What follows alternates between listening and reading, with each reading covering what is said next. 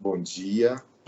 E hoje a gente vai fazer essa discussão síncrona sobre procedimentos de proteção individual. E estava aqui conversando com o Augusto, a gente está ambos de máscara e com algum distanciamento, ou seja, estamos já fazendo uma demonstração prática do que são os procedimentos de proteção. E que não são só procedimentos de proteção individual, é uma proteção comunitária, né? O nome é EPI, né? Equipamento de Proteção Individual, mas nessa pandemia ficou bem claro que a proteção não é só minha, é também do próximo. Então, eu tenho que me preocupar também em proteger a comunidade. Então, todas essas recomendações que a gente vai discutir hoje servem para eu proteger os meus colegas de turma e também, quando eu circular no hospital, proteger equipes e pacientes. E também a gente vai falar um pouquinho sobre como a gente protege as próprias famílias, né? Porque a gente vai retornar de atividades presenciais práticas para os lares e aí como é que a gente vai se comportar para minimizar os riscos familiares. Tá ok? Então, apresento o enfermeiro Augusto. Enfermeiro daqui da CCH, quanto tempo? Vamos pular essa parte? Desculpa. Tá bom. Não, eu já tenho 30 anos de UP, eu já estou aqui há 10, né? Bacana. Bem legal. Algum tempinho de experiência. Bom, para a gente começar a discussão, eu acho que o nosso primeiro problema vai ser o deslocamento da residência para o local de estágio, né? A gente fala da importância da manutenção do distanciamento social, mas a gente sabe que o grande problema do transporte público hoje é esse distanciamento. Então, a gente sabe que o metrô é um problema, algumas conduções, alguns ônibus, algumas linhas de ônibus são um problema, e a gente não pode descuidar do uso da máscara, mesmo a máscara cirúrgica, né? Ela evita a entrada de gotícula e filtra parcialmente alguns aerossóis. Chegando na instituição, no local de estágio, é muito importante que a gente higienize ou lave as mãos com água e sabão, né? A gente sabe que a grande maioria dos pontos de enfermaria, eles têm pia com água e sabão. Então, a gente vai higienizar as mãos antes de qualquer outro tipo de procedimento. Lavar a mão, gente, vocês já devem estar cansados de ouvir, ela depende de tempo, do antisséptico e da fricção. Não adianta eu enfiar a mão embaixo da água, passar um pouquinho de sabão e achar que eu estou com a mão limpa. Não é dessa forma. Então, eu preciso de quantidade do antisséptico e do tempo em que eu fricciono toda a superfície das mãos, tá? Eu posso utilizar como antisséptico o sabão, né, o sabão líquido, ou eu posso usar a solução alcoólica, né? Toda unidade, todo ponto de assistência aqui dentro do hospital, vocês vão encontrar solução alcoólica disponível em frascos, embalagens de 100 ml, tá? Então, é muito simples. Coloco uma quantidade razoável nas mãos e começo a fricção. Palma com palma, dorso das mãos interdígito, dorso das mãos interdígito, unhas, lateral dos dedos, polegar, unha. Isso leva em média 30 segundos. Mas o que é importante a gente ressaltar? Não posso ter unhas compridas, unhas grandes. Não posso ter unhas de acrigel, silicone, seja lá o que for. Não posso ter esmalte descascado. Não posso ter unhas desenhadas. Por quê? Porque isso tudo acumula sujidade e dificulta a higienização de forma eficaz. Chegando na unidade, vocês têm que estar com a máscara cirúrgica ou... Não, na realidade, a gente não está nem recomendando máscara de pano para as unidades de internação. Então, todos vocês têm que estar com a máscara cirúrgica e quando for ao ponto de assistência... Apagou aqui. É porque eu não estava olhando. Quando for ao ponto de assistência, a gente precisa de uma máscara mais eficaz contra o aerossol ou partículas menores que 5 micra, né? Essa máscara, a princípio, ela foi pensada para a indústria e foi trazida para o meio hospitalar por conta da sua eficácia, né? A gente tem germes muito pequenos e a gente precisa dessa certeza de filtração. Então, é uma máscara certificada pela Anvisa e pelo Inmetro, em que ela filtra partículas menores que 5 micra, poeira, gases e outros eventos. Tá bom? Então, num local seguro, fora de circulação e não tão próximo dos nossos colegas, eu retiro a máscara cirúrgica, sempre pela lateral, nunca pela face da frente, porque ela pode estar contaminada, né? Então, eu retiro a máscara cirúrgica e vou colocar a máscara PFF2 ou N95, tá? N95 é o padrão americano, PFF2 é o equivalente brasileiro. Ela é uma máscara com uma trama respiratória mais densa, né? Ela fadiga muito, porque as pessoas sentem dificuldade de respirar, né? Ela acumula muito CO2, então ela fadiga muito mais facilmente. Mas ela tem um contorno mais ou menos do nosso rosto. Eu coloco, eu posso tocar na frente, porque eu acabei de abri-la, não está usada. E vou ajustar os cadarços. Um em cima, o outro na parte de baixo. Ajustei, eu vou ajustar o clipe nasal. Está ajustada no rosto. Vou fazer o teste de vedação, que nada mais é do que uma inspiração rápida e profunda. Não sei se vocês conseguiram ver, mas ela colaba no sentido do rosto. Isso significa o quê? O ar está entrando pela trama e não ao redor da máscara, como acontece com a máscara cirúrgica. Vou prestar os meus cuidados. Se for fazer qualquer procedimento que gere gotícula ou aerossol, o ideal é que eu coloque um óculos de proteção, para evitar qualquer contato com a mucosa nasal. Eu estou sem óculos de proteção aqui, vou usar o meu óculos de grau mesmo como exemplo. Coloquei o óculos de proteção, vou fazer o meu procedimento. Vou gerar muito aerossol, vou entubar esse paciente, eu posso lançar a mão também de um protetor facial, o nosso famoso Face Shield, e faço o meu procedimento. Tá bom? Terminei meu procedimento, eu vou tirar pela lateral mais uma vez, depositar em um local para higienização e desinfecção. Vou higienizar as mãos mais uma vez, o mesmo procedimento. E vou retirar o óculos de proteção. Também pela lateral. Colocar em um local para higienização e desinfecção posterior. E vou retirar a máscara pelo cadarço, nunca pela frente. Retirei a máscara, eu posso reutilizá-la se ela estiver em condições de reuso, ou seja, não tem sujidade, não molhei, não tem secreção, eu posso reaproveitá-la. Então, eu aproximo os bordos, pego uma folha de papel A4, deixa eu ver se pode ser essa daí. Pode. Não tem problema. Pego uma folha de papel A4, dobro, identifico com o meu nome, deposito a máscara, com os cadarços para fora e guardo no meu armário, na minha gaveta, e posso reusá-la à tarde, amanhã, ou o próximo turno que eu for prestar o cuidado. Tá? Como é que a gente vai reusar? O cadarço ficou pelo lado de fora. Então, eu vou puxar minha máscara pelo cadarço, vou abrir pelo cadarço, encosto no rosto e ajeito o cadarço. É meio complicado para quem faz a primeira vez, mas é tranquilo. Com o tempo, vocês vão pegar a destreza. Faço novamente o teste de vedação. Está vedando, continua entrando somente pela trama. Eu posso prestar assistência, não tem problema. Terminei o meu turno, terminei o meu trabalho, a mesma sequência.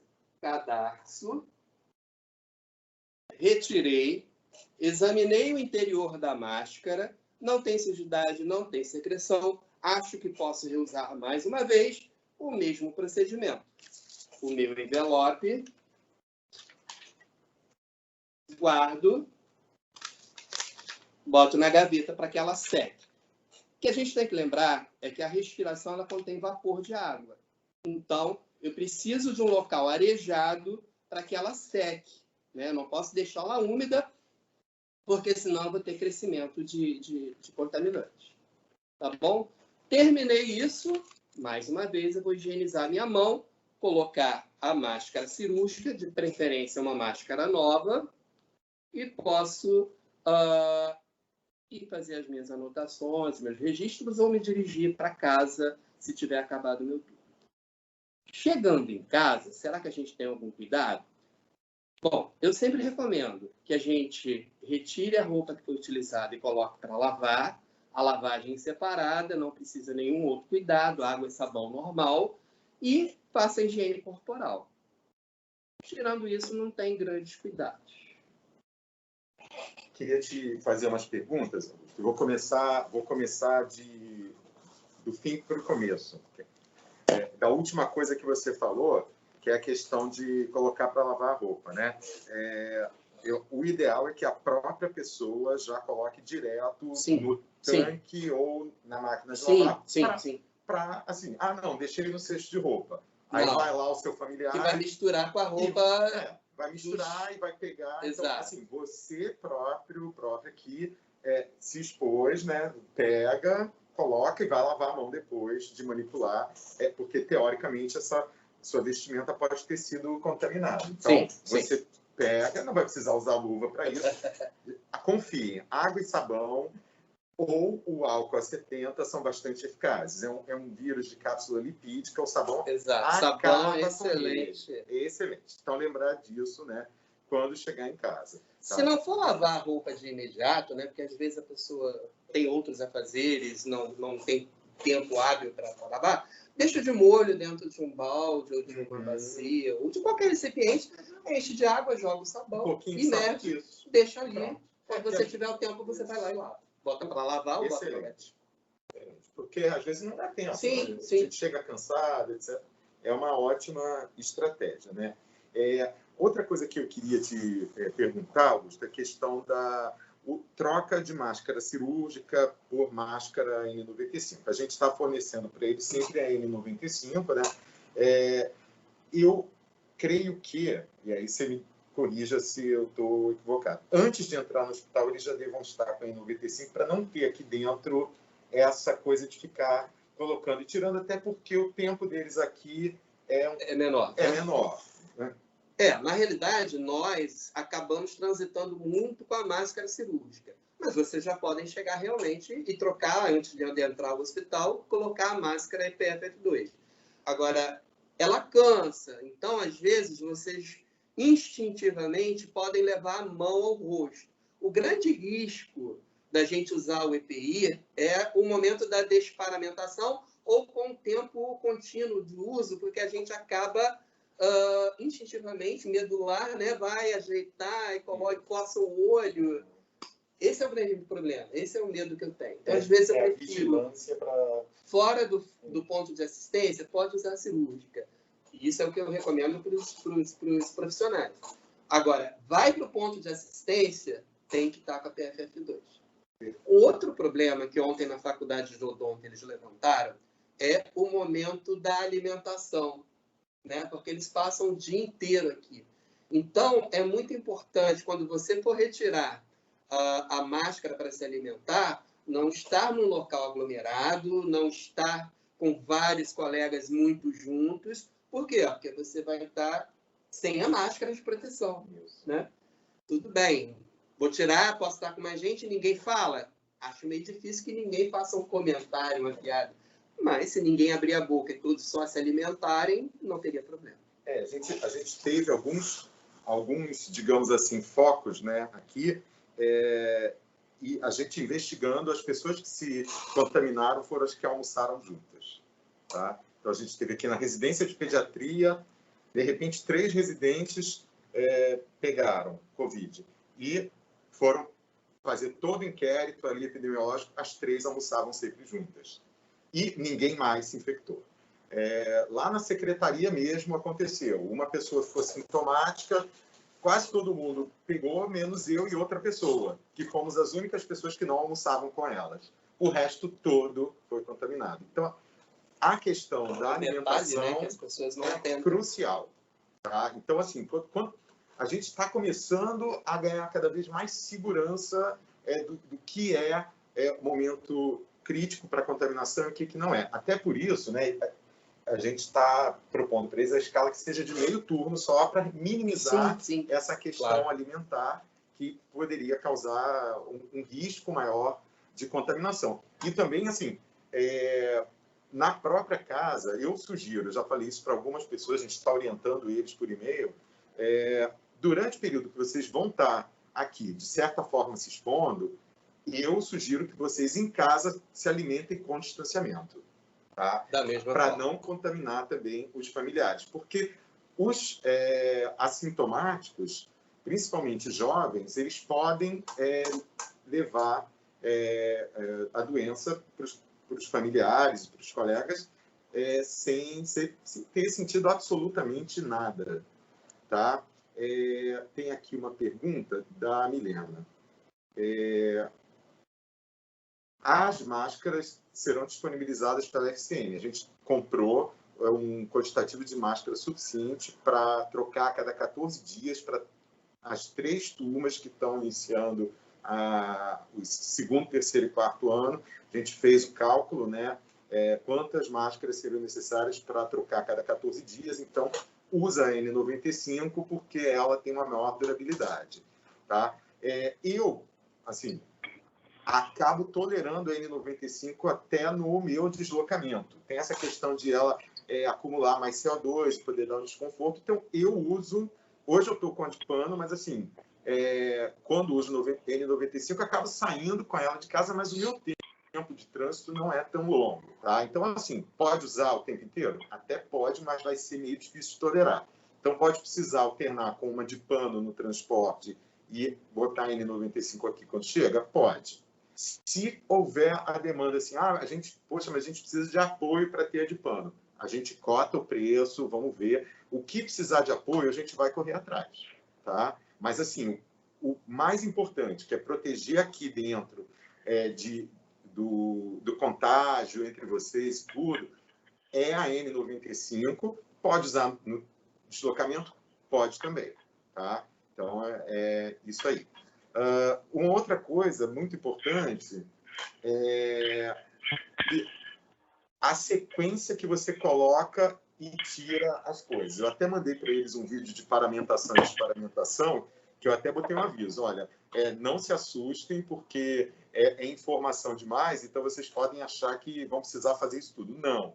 Mas ele tem algumas informações importantes ali, que são exatamente a questão das sequências, né? E que o Augusto demonstrou muito bem aí. Então, se eu coloquei a minha máscara, eu tenho que colocar ela antes do óculos de proteção, o óculos de proteção antes da face shield, que acho que assim, para vocês não vão fazer procedimentos com aerossol, então não é o caso, mas assim, depois a face shield e a sequência tipo eu fiz, eu tô indo das perguntas do final do que ele falou para o início, né? Uhum. Então, a mesma coisa. Então, é do final para o início. Então, tiro o face shield, limpo a mão, tiro o óculos, limpo a mão, depois tiro máscara, acondiciono e higienizo a mão. Uma outra coisa interessante, eu trouxe o meu óculos de proteção. O que eu fiz? O óculos de proteção ele não tem prazo para descarte. Ele vai, enquanto tiver íntegro, vocês usam. Uhum. Tá? Então, o que eu fiz? Eu botei meu nome nele. Tá? Eu tenho uma caneta que marca plástico e não sai, então tem meu nome. É de uso individual. Tá? Então, vocês podem, de alguma forma, marcar para não ter risco de troca. E aí ele não usou, porque é uso individual. Tá? Então, quem já usa óculos, de certa forma, tem alguma proteção, porque o risco de chegar alguma gotícula na sua mucosa conjuntival é muito menor. Mas, de repente, a pessoa usa um óculos muito pequeno, então eu já vi gente que bota óculos e bota o de proteção por cima. Principalmente quando que eu vou precisar usar um óculos? Quando eu vou, por exemplo, examinar uma cavidade oral, né? Alguma situação na qual a pessoa pode, de repente, espirrar, a pessoa está desprotegida. Mas numa anamnese, que vai ser o que vocês inicialmente vão fazer, o que é o ideal? Ambos, né, paciente e examinador, estarão protegidos com máscara. Então, o risco de gerar gotícula ali é próximo a zero, né? Tá? Mas, assim, tem a disponibilidade do óculos também. Nesse momento, ele está sendo priorizado o pessoal do quarto ano, que vai examinar a criança, vai examinar a cavidade oral, etc. Então, realmente precisa, tá? Mas, quando chegar a fase de vocês precisarem, aí também a gente vai fornecer o óculos de proteção, tá?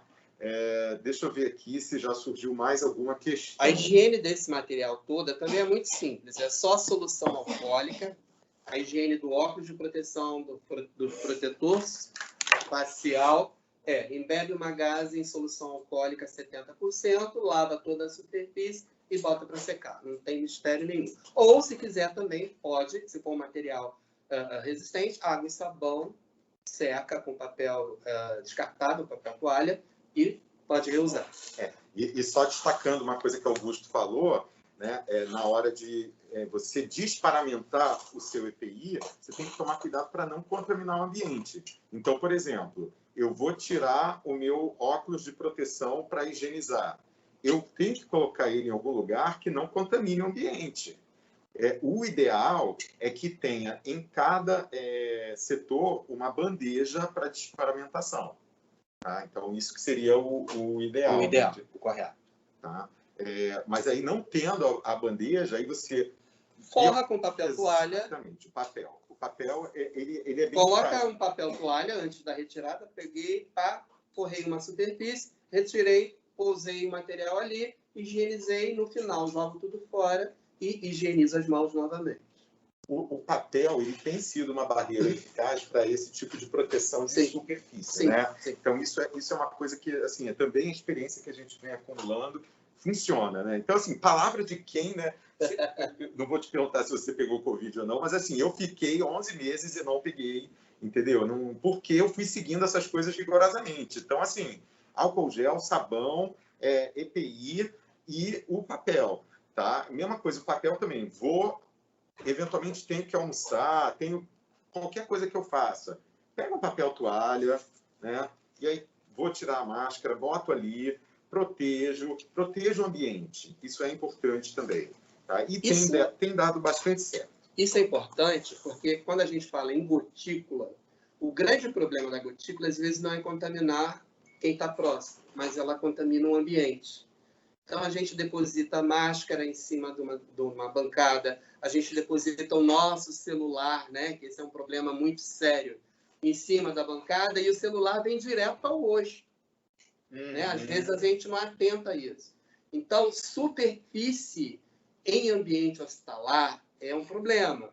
Ela tem que estar sempre muito bem higienizada. Se eu não tenho certeza de que houve uma higiene de forma adequada, eu tomo cuidado com os meus pertences quando eu coloco em cima dela. É muito importante isso, né? A gente tem que estar atento ao ambiente. E é todo um procedimento que, com o tempo, vai ficar... o pessoal brinca, né? Fica medular, porque é automático, é um reflexo.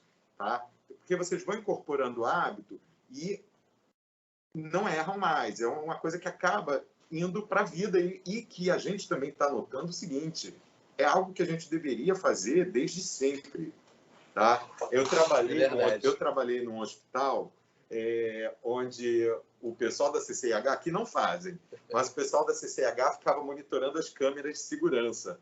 E aí, um dia o enfermeiro chegou assim, olha, eu estava olhando na câmera, eu vi que você fez isso assim, assim, assado. Óbvio que a gente fica com raiva, mas estava absolutamente certo, porque a gente tem que se vigiar nos procedimentos, tá? Para redução da disseminação de infecção hospitalar.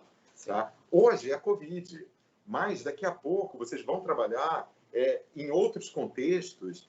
E, gente, a questão das bactérias multiresistentes, então, se a gente conseguir incorporar esses hábitos para a vida inteira, vai ser muito importante, porque é uma mazela séria nos hospitais a questão das bactérias, né, Augusto? E o principal veículo da infecção cruzada são as mãos dos próprios profissionais. Exatamente.